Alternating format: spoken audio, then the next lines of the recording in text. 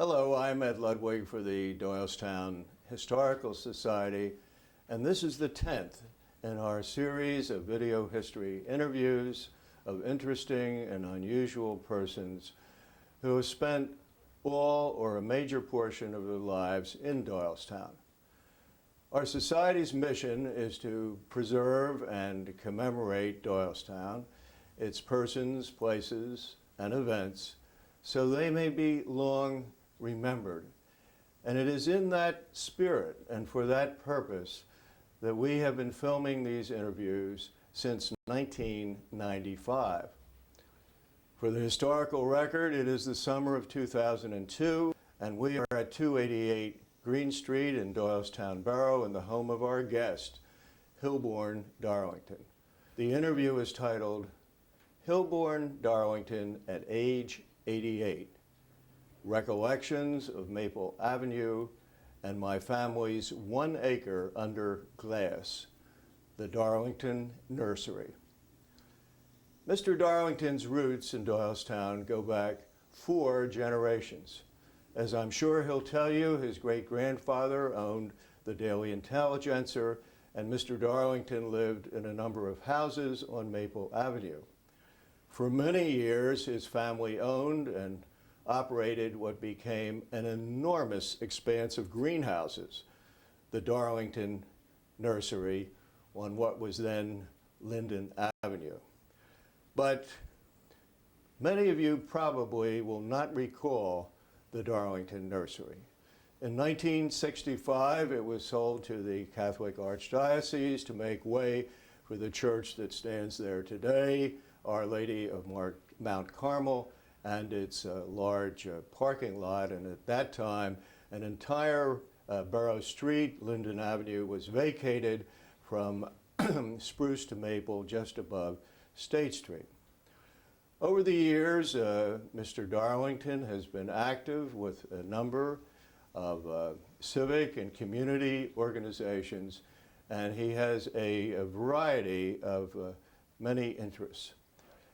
His interview was suggested to the Society by Andy Happ, whose family roots also go far back in Doylestown, and who is a member of Doylestown Borough Council.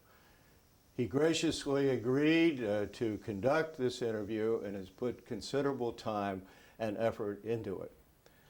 Our Society appreciates very much his proposing and doing this interview, and our great thanks as well to Mr. Darlington for telling us about his experiences and about his reminiscences of Doylestown. As always, we are grateful to Michelle and Chris of Television for their fine artistic work. And now, Hilborn Darlington at age 88. Thank you, Judge Ludwig. As he said, my name is Andy Happ, and I'm here today to speak to Hilborn Darlington, one of Doylestown's living legends, and it's my privilege to speak to you. How are you, Hilborn? Fine, thank you. Good, good. Can we start out a little bit with some of your family history? Well, my great-grandfather, who was born in Chester County, together with a man by the name of Ernest Prizer, bought the Intelligencer, and he ran it until his death. Somewhere along the line, he bought out Prizer, and was the sole owner of it. And that's how the family really got started in Doylestown. He had a son, Doylestown Darlington, who, and I'm not sure how he got hooked up with W. Atlee Burpee, but he did work for W. Atlee Burpee in Philadelphia at a time when Burpee wanted to develop a trial grounds for testing new varieties and stuff, and so my grandfather influenced him to buy Ford Hook Farms. Interesting. He was also the manager of Ford Hook Farms, and they had 2 other places, one in Clinton, Iowa, and the other one in Floresdale, California. And my grandfather on occasion would travel the other places too. But part of area of the greenhouses was what they called the dark room, which was destroyed when we rebuilt and built it in a new show house in 1928. And he bring these specimens in, photograph them, and I don't know the process, but he made them into pictures or printable pictures for the catalog. The Burpee Seed Catalog. Burpee Seed precursor of the Catalog. early And there were ones. several of them. My brother has a couple of old ones that were done in, I guess they call it red Morocco color. I had a couple of them. I gave them to him, and had his name, E.D. Darlington, stamped in gold on the outside of Oh, it. that's great. Hey, before we leave your great-grandfather, who I think lived from 1832 to 1878, Right. that's quite a while ago. He probably owned the Intelligencer through the mid-1800s. Right. We think possibly around the Civil War period. He was part of an old guard group, but I'm not familiar with. But I've seen a great big sheet of paper printed about this old guard, and they had a lot of prominent persons in Doylestown as members of it. And Henry T. being in his early to mid-30s during the Civil War was probably right, too he old may have been a little too old for to service. be drafted into the Army for the Union Army, but they did this other part that I'm not familiar with. Henry T. I was told died on the courthouse steps of a stroke. 49 years old in Yes. 1878. And I don't know what the circumstances was for my grandfather. He died when he was 49. And my father got to be 49. We had a terrible time getting through 49, because he thought he was going to be the third one. He was a little nervous, huh? He was really nervous. But he lived in his middle 70s. Right, right. Yeah. E. Dillwyn, your grandfather, his lifespan was 1858 to 1906, Right. and worked, as you mentioned, for the W. Atlee Burpee Company. That's right. That's the start of the horticultural He had legacy. a few greenhouses. He started there on Maple Avenue, which was part of the, I guess was part of the Intelligencer farm, how he got the ground. And then my dad took it over. He went to Williamson School until the time his father died, and he came back and started running the greenhouses and expanding them. I see. And you mentioned Maple Avenue, and your great-grandfather, before we can't seem to let him rest, can we? Your great-grandfather was building a interesting house that's of note here in Doylestown. He lived in the house which at Maple State Street, which is now part of the Catholic Church where the Catholic sisters live. And his family was expanding, so he went next door and built a big stone house, now standing, but is the headquarters for the Christian Science Church. He died prior to its finish. My grandmother then sold it, I assume, to the Lewis family. That was the last, in front of it, it was the last boardwalk in Doylestown. Doylestown used to have some boardwalks to walk on before they started pouring concrete. And I well remember walking on that boardwalk. A dirt street and a plank Right. board Right. walk beside it. And One of the early things that the VIA did was to buy Doylestown Borough a water wagon. And I guess it holds 500 gallons of water. the and they Village, pull it up Village to a- Improvement Association?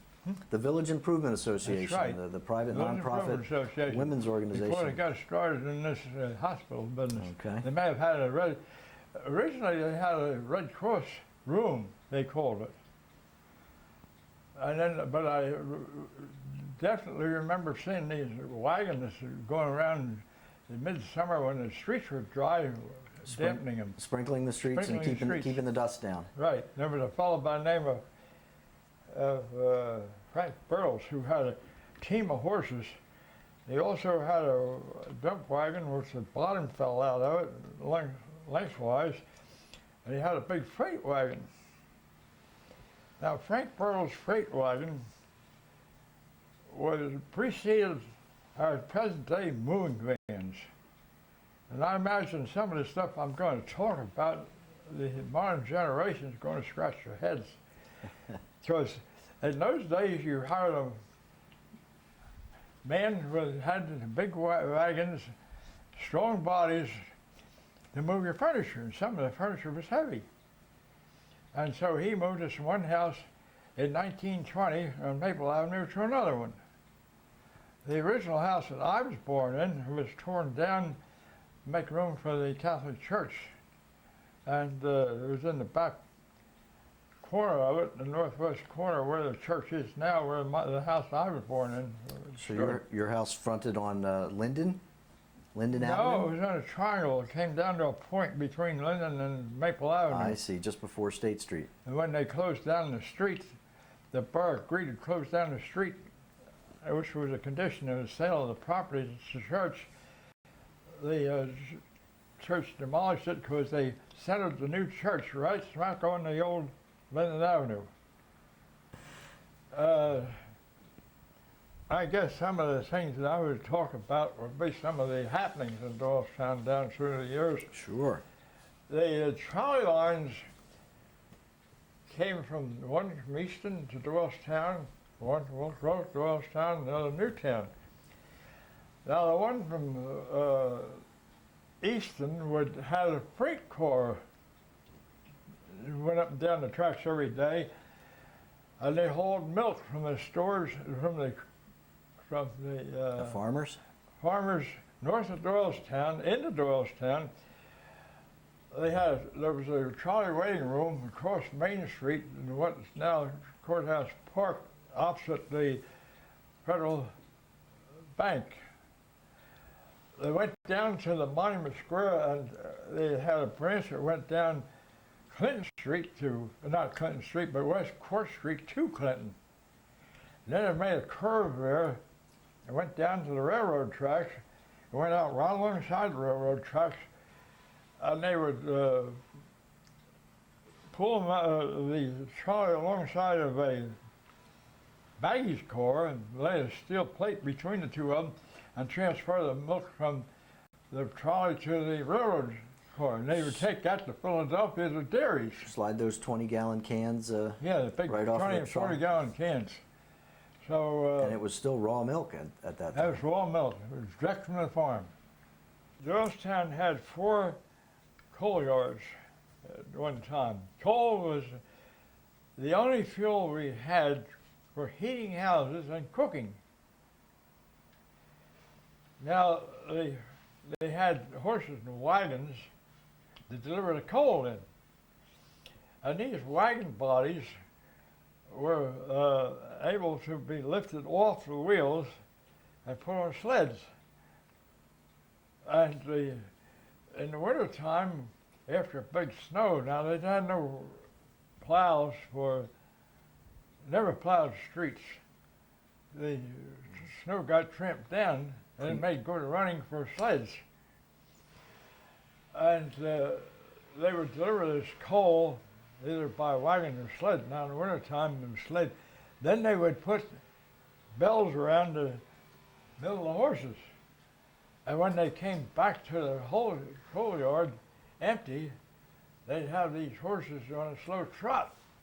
And these bells would jingle. And I was very young, but I thought that was terrific to get down there and hear these horses with their bells on and ringing, going back to the coal yard, getting a little coal. In the teens and very early 20s, before Yes. Internal combustion motors really took over. But when I was a boy, they had the Reading Railroad had steam locomotives. They had what they called the camelbacks, where the locomotive cab was on the middle of the boiler. And back in the 30s, they electrified the Doylestown line.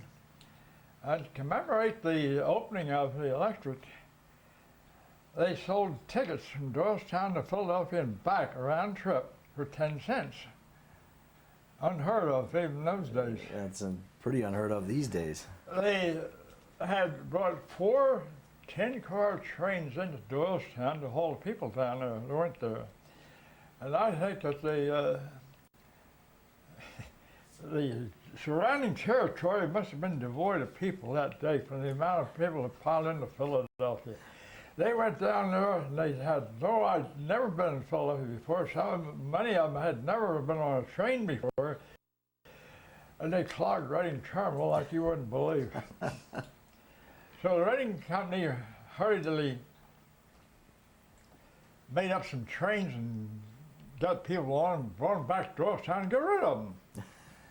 So they took that big long trip for a dime and never got out of the train station. That's right. Down here at the railroad, which I forgot, they had where now this parking, they had a freight yard. Middle of that freight yard, they had a turntable, and they'd take the locomotives, unhitch them from the trains, and put them on there.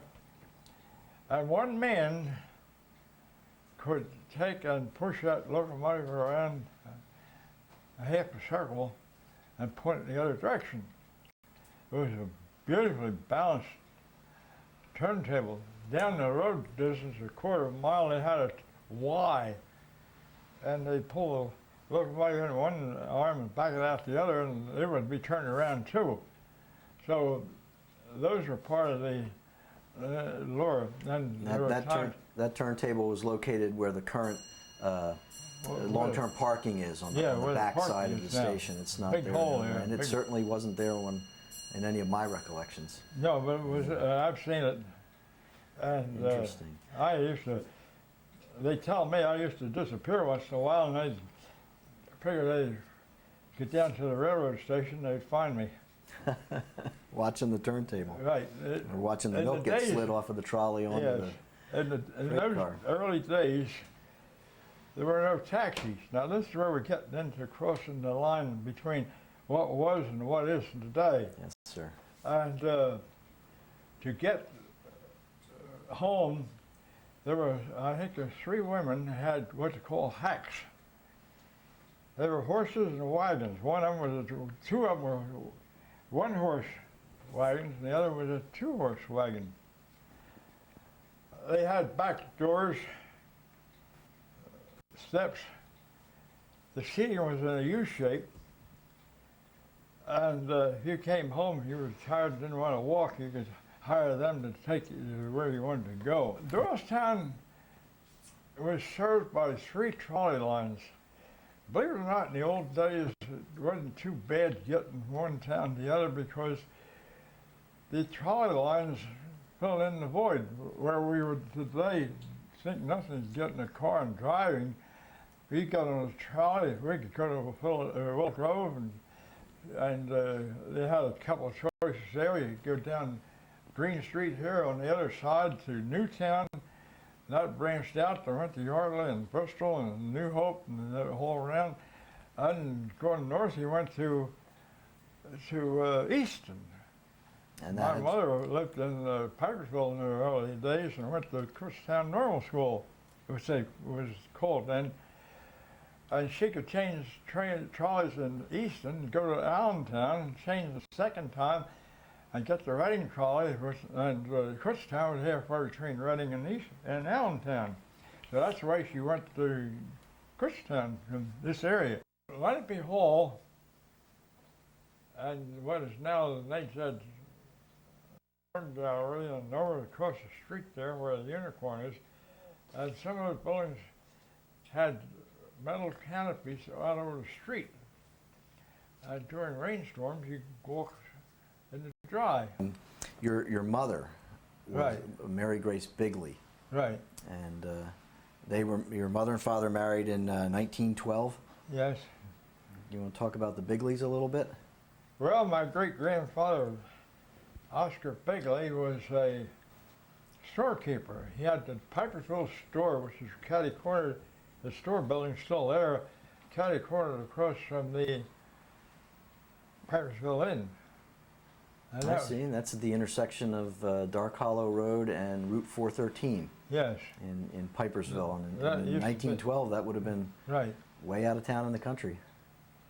Then She graduated from Doylestown, taught school some, and she did substitute work here in Doylestown. And I know she was in 2 schools over in North Jersey, and I just don't remember which towns they were. I've heard her talk about them, but she's been going now for 35 years, and I've it's lost memory with me, but I Sure. know she taught school in North Jersey. And that wasn't the only store or enterprise that the Bigley Well, family had no, in he- Pipersville. He owned a store down here at the bottom of what, now in Doylestown, North Main Street, from the courthouse down to the Union Street, was always called Germany Hill. There was a lot of Germans lived on it, and they got the nickname Germany Hill.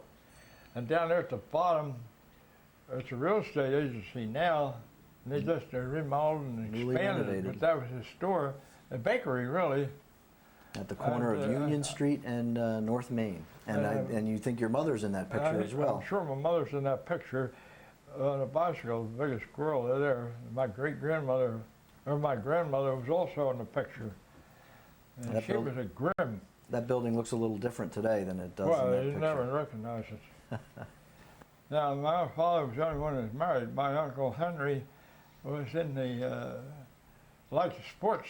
They were great sports people.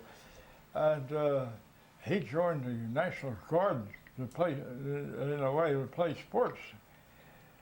And unfortunately, during the, I guess about 1916, the National Guard got called out to go to Texas to run down, I guess, Pancho Villa, who was a Mexican who was running rampant down there. Unfortunately for him, he got sick. His commanding officer thought he was playing off and he wouldn't let him go to the hospital. And some of the men who were in the old National Guard company knew he was not playing off, and they took him, I guess they could have been court-martialed for it, and took him to the hospital, and they found out he had appendicitis, and his appendicitis had broken, and he died of peritonitis. My aunt never married, and she was part of the business, something to her death. That was your Aunt Agnes? No, my Aunt Catherine. Catherine, okay. My dad, as I said, along with his brother, were great sportsmen, and he was elected president of the Bucks County Baseball League, which was a Sandlot League, and later Doylestown Community League, which was also a Sandlot. Later, he was very active in the florist business, and he was elected president of the New York Flower Growers Association.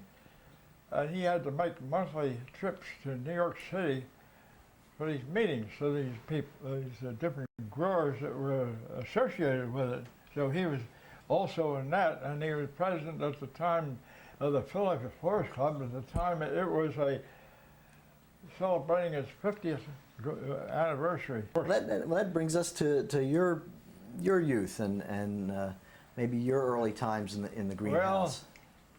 I guess one of the early things I did, I was in the Boy Scouts. I had a chance to join the George Murray with the Boys Brigade, but I picked the Boy Scouts.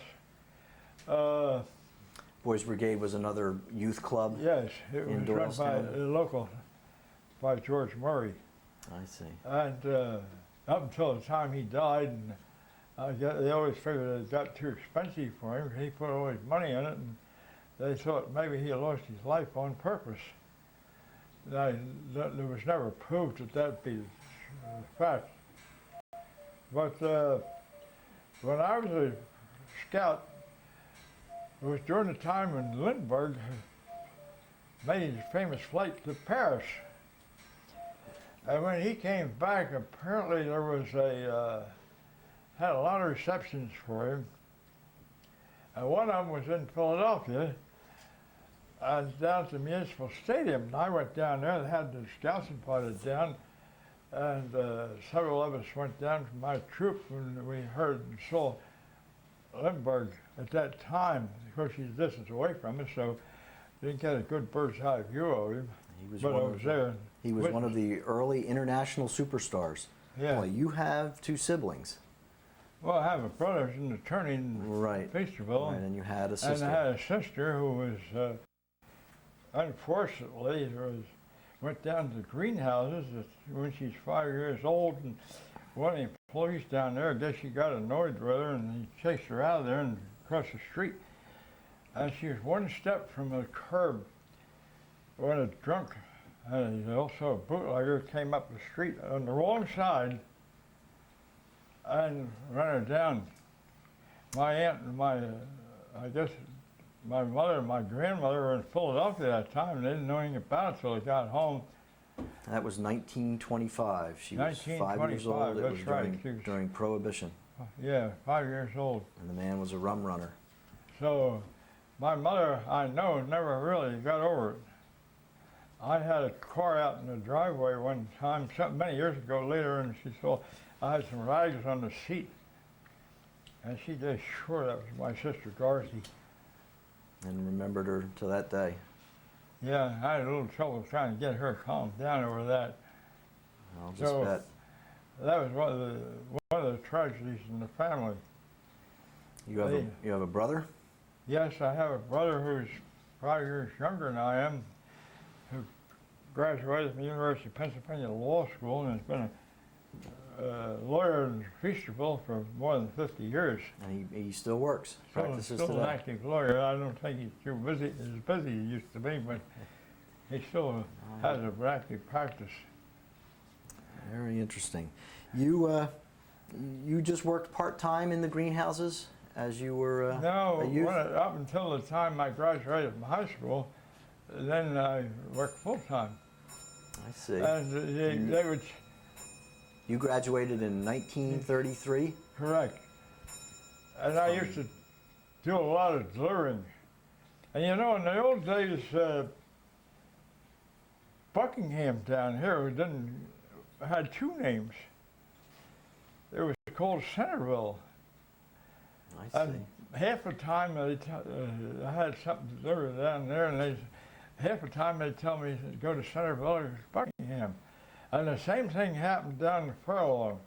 That was called Bushington, or shortens it down to the Bush. Now there were other names, changes in Bucks County. The most recent one, I guess, was Spring Valley. There was Spring Valley, and I remember they changed it to Mechanics Valley.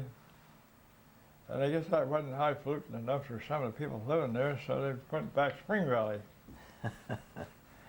So you worked full-time at the greenhouse Yes. after 1933, which is when Right. you graduated Until from high school. Until such a time, and I worked there, and in 1944, my family had decided that I should go to college. And they said that they wanted me to go to Drexel and take some courses. Well, what they were talking about was night school. What I got into was a day school. Oh boy. And that was a full accelerated college program. We were doing, and that's what I went into. I think our semesters were 11 weeks, where the university would be 20 weeks. And so we were cramming 11 weeks schoolwork and 20, what the university was doing 20. And I got into this thing kind of innocently in a sense, because I wasn't aware of what I was really jumped into. I said I never worked so hard in my life as I did When you were in school? Of course, when I went there and I opened a book of algebra, it might have been Germany or Russian or some other darn thing. I And what was had to learn all my high school math, All college over math again. at the same time. Oh boy. And what was the course of study that you were there Oh, for? I took electrical engineering. Okay. That was always a goal of mine. And you would, how would you travel down to Drexel University? Train. On the train? Yeah, From Doylestown to yeah. Drexel Station? Well, no, it was Reading Terminal. Then I got on a train and went out to Market Okay. Street Subway. Okay. Now, it was during this time the delivery people delivered newspapers from the Bolton and the Inquirer and some of the other Philadelphia papers had a driver's strike, and there was no papers coming to Doylestown. And so, I don't know, I just reveled in this. I went to Philadelphia with an empty suitcase. And I went into the Bolton building, and they had these people, men there, selling these big piles of paper on the counter. And I'd open this suitcase up, and I'd say, fill her up. So they'd put all as many papers in there as that thing would hold, and I'd bring that to Doylestown. And then I went up to Joe Kenny, and he bought those papers from me. I paid retail for them. He paid me for them, what I paid for them. And they were the only papers coming into Doylestown. At the time, I guess not many people ever found out how they got here. You were responsible for the news. I had a lot of fun with that. And one time I came up with some Sunday papers, but I was far more limited because they were a lot thicker. Sure, you couldn't bring as many. Where was Joe Kenny located? Same at that place time? that they are now. By that time, he was in the two buildings on West State Street. Originally, a fellow by the name of I. Price had a newsstand, and it was there, if you know where the Fountain House is. It was a small building, I don't know, 6 by 8 feet, underneath the porch, next to where that classic cigar store is. Yeah, and right in front of what is now an ATM cash machine. Right. On the side Well, porch. the original, an early newsstand. It wasn't the original one, but it was an early one. And the papers, as I remember, used to get delivered from there. So many boys in Doylestown had express wagons. They'd go there and load them up and deliver the papers on home routes. delivery. And that was Mr. Price, and that's Yes. who Mr. Kenny bought that little Right, newsstand and from. then Joe Kenny came to Doylestown. He bought the business, and down there where Kenny's news agency is now, one of the buildings was a cigar store. There were several cigar stores in Doylestown in those days. And One of them was Mitch's well, cigar Mitch's cigar store was on East State Street, and it was bought by Joe Wodock, who tore it down and converted it into the movie house. originally called the Strand Theatre. Yes, the Strand Theatre originally was on the 3rd floor of the Lenape building. There was a big room up there. Okay, and they showed movies up there. They showed on the movies 3rd up floor there, of, and Lenape, also known as the Oddfellows building. Oddfellows building. its And day. once a year, the Boy Scout Brigade would put on a minstrel show, and that's where they had it, up there in that On the building. third I floor remember room, seeing there's a large room on the 3rd floor of that building. it. Right. And when the Strand Theatre was built, it had 2 small storefronts. Yes, you had a center aisle that went into the box office. And on either side were 2 small stores. One of them was a fellow by the name of Polinsky, had a tailor shop on the left side, and on the right side, the young Greeks, Mammoth, started the Palace of Sweets, a very fine candy store. And The then they original location finally moved over in the Lenape building later. on the 1st floor, fronting on State Street. Right, there are 2 stores there that It was are, a full-service soda fountain right. by that time, wasn't it? So, We have a picture of you riding a high-wheel bicycle. yeah, my grandfather had a big high-wheel bicycle, and the wheel was 4.5 feet in diameter, and you sat over top of that, and you had very little braking power with it. And I learned to ride it on the lawn over there in Maple Avenue, and I got so that if it got slowed down too much and wouldn't stand up, I would put my foot out one way or the other and have it tip over. You got proficient enough to ride that, so you made it past your 49th year. Anyway. Yeah, I rode it in 2 parades during the 1938 centennial celebration. By the 1940s, the greenhouse was the ultimate size that it ended up being. I think Yes. we have a picture of it, Right. viewing it from the Catholic Church Cemetery Yes, across Linden Avenue. right. What my recollection of the greenhouses would be, it would be the back of the greenhouses. The Catholic Church had a wall, it was circled with a stone wall. Yes, sir. That wall will show up on that picture. Right, in one of the gates into the graveyard. We used to grow tomatoes in the greenhouse and sell them 50 cents a pound. And people didn't want to pay 50 cents a pound for greenhouse tomatoes. We had to quit. They were too expensive. I had an aunt, my mother's sister, one of them, and her husband went to Florida. He was a golf pro and he got a job down there. And my aunt was well aware of the fact that my mother loved Temple oranges. So one Christmas, lo and behold, she sent her a small Temple orange tree, about 3 feet high. And so we planted it in the greenhouse. And it grew and grew.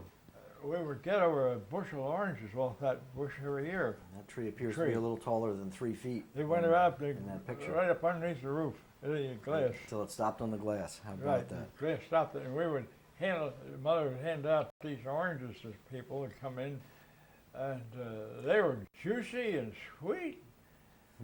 I've never taken.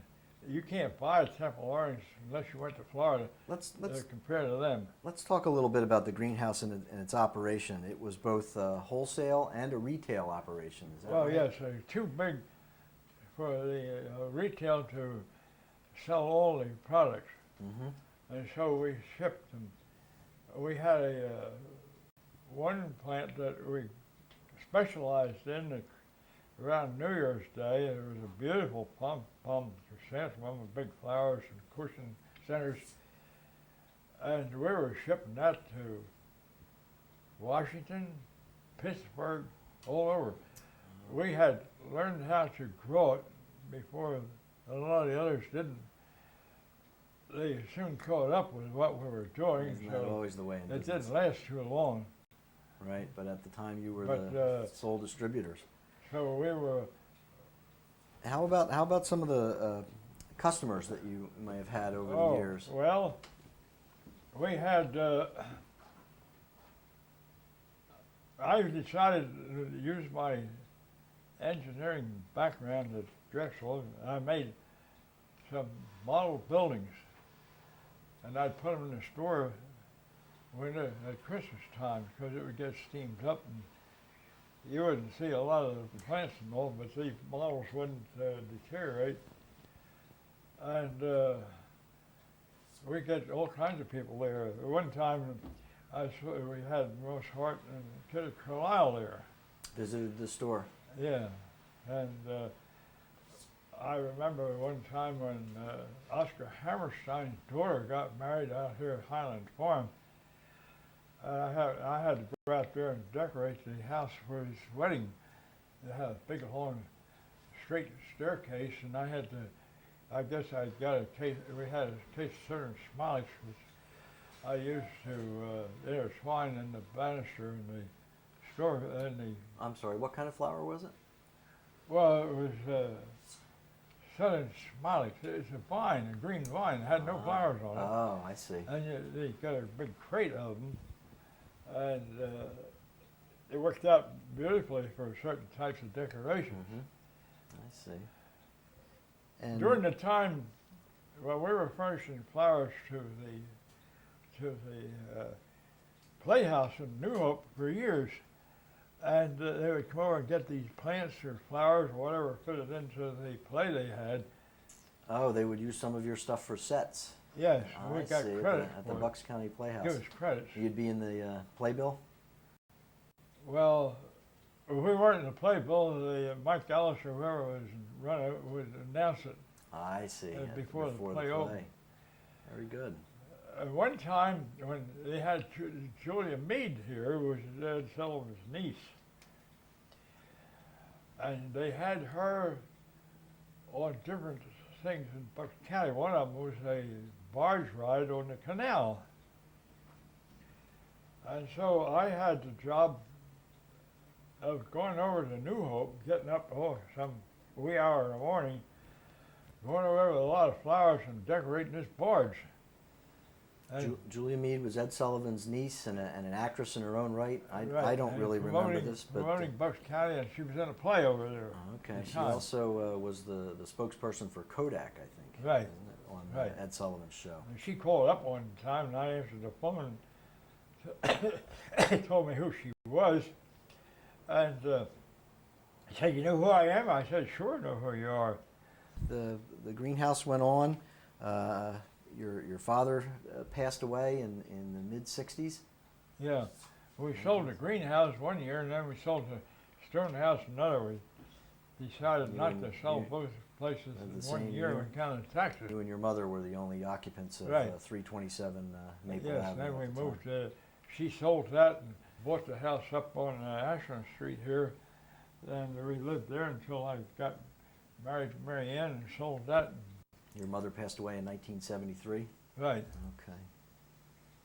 And what'd you do with yourself? Keep yourself out of trouble after the greenhouses After no I got longer out took of your time? the flower business, I worked at the hospital for 21 and a half years. Starting on Belmont Avenue, the original, Yes, not the 10 original years, hospital. 10 but years in the old Belmont Avenue Hospital. There's a citation they gave me when I retired after 21 and a half years. Right, and as you mentioned, you married Mary Ann Patterson in 1999. Well, And, yeah, we got, what was your wedding ceremony like? well, we had a church wedding in Salem Church. And I said at the time, I hadn't made any bouquets, wedding bouquets for 30 years or so, but I was going to make them for her. So I went down to Carousel Flowers and told them for her bouquet, I wanted to make a stephanotis and filling out the circuits, which I did. Hilborn, you did a lot of traveling in your life too, and you have one story that you told me about when you went to the South Pacific. You want to tell Yeah, us I've that? been in 40 countries. And the last trip I had went down to the South Pacific, and I got some directed tours, tour directors to go along. Do you remember when you went to the South Pacific? What was that? It About wasn't 3 years ago. Wasn't too awful long ago. That's right. And the tour director I had found out I was from Doylestown. And then he told me that he had taken James Michener down there when Michener wanted to find a place to get his information for his book he wanted to write on the South Pacific. And so I thought that was rather significant that this guy remembered your that. tour director from your trip remembered Right. taking Michener around the South Pacific That's right. a little bit. And I think Michener was probably got most of his stuff from Maria or Bora Bora. They wrote down, that was one of the trips I had. It's just one of those. It really is a small world story. Yes, it is. And you have a pretty stellar voting record. Well, Tell us about that. I never thought of I was doing anything spectacular, but here and behold, a few years ago, I got a letter from the county saying that I was to be inducted in what they call the Pennsylvania Voters Hall of Fame. And to be eligible for it meant that you had to, without missing any, vote in 50 straight November elections to be eligible. And I have here a wall with different citations connected with that. And we're down here at the... And I think it's darn near 10 years ago that you got that Yes.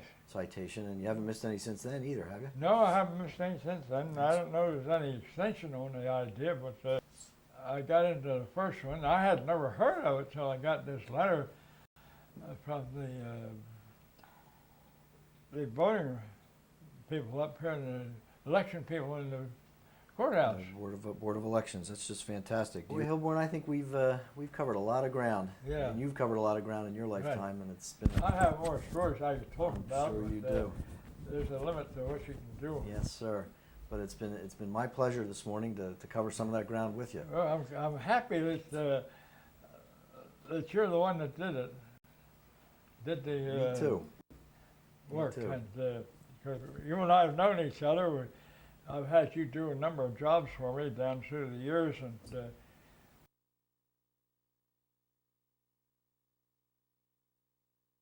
Pleasure, and certainly enjoyed my time in the Rotary Club with you as well. yeah, I enjoyed my time in Rotary too, but get so that after a while you get away from it far enough that you just cut it right off. If somebody covers as much territory in their life as you have, that's Well, you didn't let any grass grow under your feet. I actually got my international travel started by going to Rotary International Conventions. And I Fantastic. took my mother to one in Nice, France, and Hawaii, Mexico, 40 countries, as you mentioned. 40 countries. But That's right. at any rate, it's been my privilege and pleasure today. Thank you very much.